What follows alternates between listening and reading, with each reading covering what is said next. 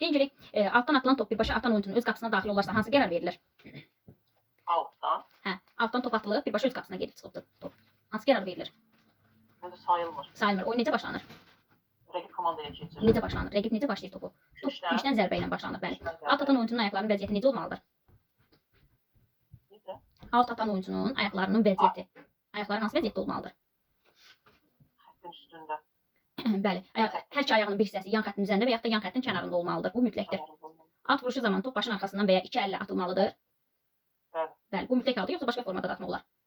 Mütləqdir. Mütləqdir. Altdan atılan top oyun sahəsinə daxil olmadan birbaşa meydançanı tərk edərsə nə baş verir? Qapıcı topu Yox, oyun sahəsinə birbaşa daxil.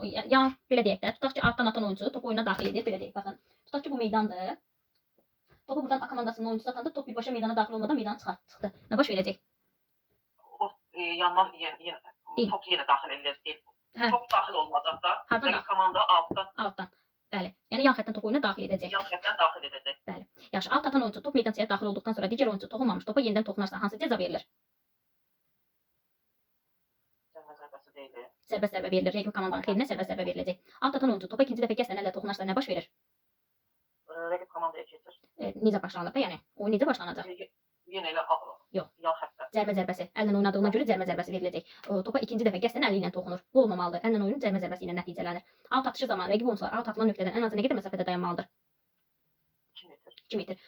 Yaxşı. Sonra altdan gələn topu oyuncu birbaşa qəbul edərkən oyundan kənar vəziyyət qeydə alınırmı? Ondan kənar xeyr. Xeyr, oyundan kənar vəziyyət yoxdur. Oyundan kənar vəziyyət topun oyunda olduğu vaxtda, üçüncü toxunuşlarda oyundan kənar vəziyyət qeydə alına bilər. Yəni adətən top künc zərbəsindən və ya da qapıdan yandan başlayırsa, oyundan kənar vəziyyət ilk toxunuşlarda, ilk iki toxunuşda sayılmır. Üçüncü toxunuşda amma artıq oyundan kənar vəziyyət sayılacaq. Alt xəttin tam olaraq hansı nöqtəsindən atılmalıdır? Yəni alt atışı nə vaxt verilir? Hardan daxil edilməlidir top? Yan xəttin hansı hissəsindən daxil edilir? Orta mərkəz. Yox, top hardan çıxıbdırsa, top tutaq ki, yan xəttin burasına çıxıb buradan daxil edilir. Top hardan çıxıbsa həmən yerdən də daxil. Həmən yerdən də